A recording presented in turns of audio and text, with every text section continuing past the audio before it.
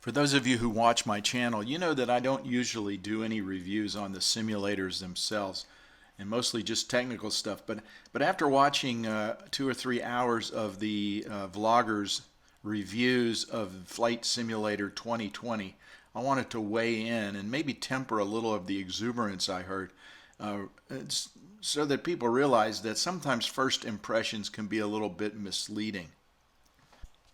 Kind of reminds me of the guy who gets a first date with a beautiful woman, and he's just so hopeful and convinced that this is going to be the life partner that he was looking for. It's only after a couple more dates that he finds out that she lives with 6 cats, she has $150,000 of student debt, and that her former boyfriend has a protection order against her. So much for first impressions. First of all, no matter how well intentioned, all of those reviewers received an all expense paid trip to Seattle to Microsoft and were treated like kings with little kiosks with their name on them, and unlimited use of the sim for a day, and even given a free flight lesson in a Cessna at no expense to them. And no matter how hard you try, receiving things like that can't help but color your impression of the sim. Secondly, they only heard what they were told by the Microsoft representatives. It always seems like when you hear the story from only one source, it's very hard to be critical of it. I heard similar things from the Flight Sim World team at Flight SimCon several years ago, and it sounded awesome. And they said a lot of the same things, that they were in it for the long run and that they weren't going to give up and that they were looking at the community first and all those things. So I'm not saying that Microsoft's intentions aren't good. They may very well be, but I still think a certain amount of suspicion would be healthy when dealing with a big company like Microsoft. Now, there's no doubting that at least what we've seen on the screen looks beautiful. The sim sounds like it is innovative in the ability to create the scenery. The way it is looks stunning. However, we need to remember a couple things. First of all, they didn't let them actually capture images off the screen. They required them to use the B-roll that was provided them, and that they had the ability to edit that. And also, I heard several guys say, well, there were some glitches here and there, but they'll work those out before it's released. And that may or may not be true. We don't know. And we don't know the hardware that was required. And we don't know many other details like the bandwidth required to get that stunning visual quality. So all these things are factors. The other thing I would say about the scenery is scenery does not make a sim. In fact, as a former airline pilot and a person who's flown various kinds of airplanes, I view a simulator as a training device. And as a training device, for flying at least, I don't really care that much about the visuals. I mean, I want the airport to look like an airport, and I want a runway to look like a runway, and I would like of course I'd like as much realism as I can, but what I really need is plausible scenery that doesn't distract me and that looks real enough that I can do my training and not be distracted or have visual effects that aren't accurate. But beyond that, being able to see my mailbox on my driveway isn't always that critical, and that appeals more to the gamer side. So I agree there is an audience for that, and those people generally don't care that much about flying characteristics, but scenery, as I said, just doesn't make the simulator. There's a lot more to it than that. I would also caution developers that although Microsoft says they want to work with you, and I think they know they have to do that at some level to get acceptance by the community, there's no doubt that this auto-generated scenery that it looks to be almost as good as most paid sceneries is going to reduce the demand for that. We also don't know about the compatibility with certain add-on hardware and so on. I know people who thought it was a difficult transition from FSX to prepared.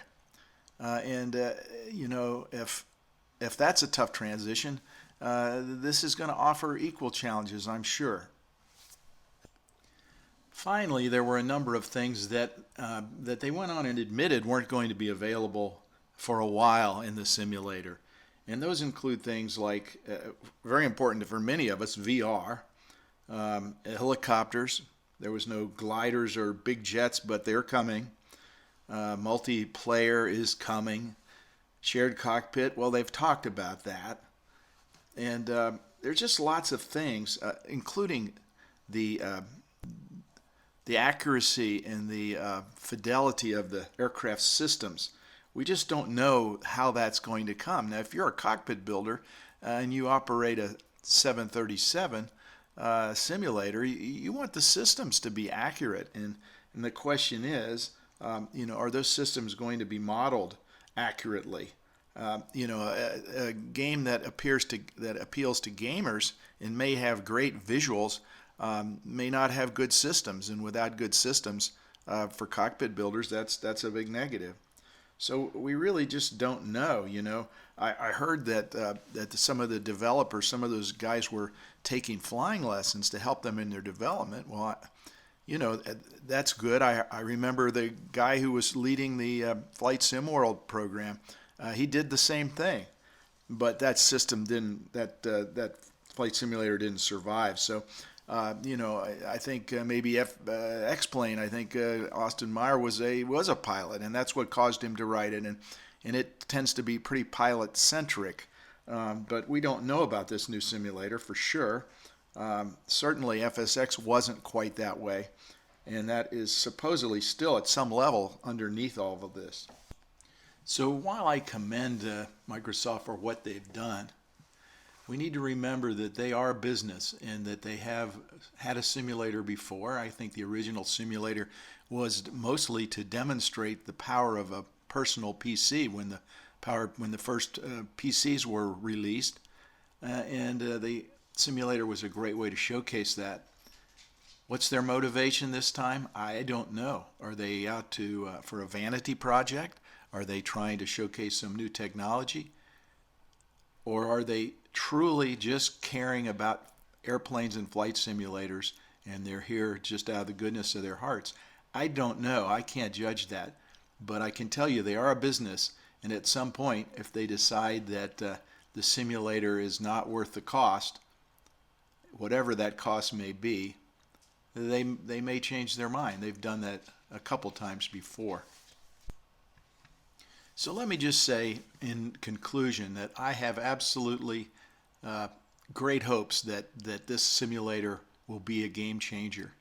But I'm going to hold back because I don't want to be disappointed again. I'm going to wait for them to show me instead of jumping to conclusions. And I heard a lot of that on the video blogs that I listened to. People making excuses for the things that weren't there yet and promising that they'll probably have those by the time it's released. So there's no doubt the visuals are absolutely stunning and the best we've seen. But we need to remember that the visuals may be kind of the low-hanging fruit, or at least the part that gives the best return for hype compared to some of the other things. I use the example of when I built my house. You know, they put a foundation in and then they put up the walls and they got it under roof and it looked like a house, and I was quite excited. And then I didn't realize it was going to take another 6 or 8 months to kind of build what goes inside the house. The visible part was there, the shape was there, but there was a lot of work to be done inside. And I think it's the same way with the simulator. You know, the visuals certainly are the most noticeable thing that you can do to create an idea of what the final product's going to be like. But the real difficult part probably is making the systems, ATC integration, all those other things, integrating those other things into the system. And we'll just have to see how that goes. I wish them luck. I hope they're very successful. I hope 10 years from now I'm flying FS 2020 and VR and enjoying it. But I think we need to just kind of dial back a little of the enthusiasm so that there won't be a big disappointment if this one goes thud like several others have. Microsoft certainly has the pockets, the deep pockets to make this work, but the question is, how long will they keep digging down into those pockets? If there's not a profit incentive there, are they going to continue to do that just to make us simmers happy? I'm not sure about that. Thanks for listening. I'll be back on more technical topics soon, but I just wanted to weigh in on this, and I know it's kind of time sensitive, so I wanted to do this quickly and not worry too much about the quality of the recording. Thanks so much. See you again soon.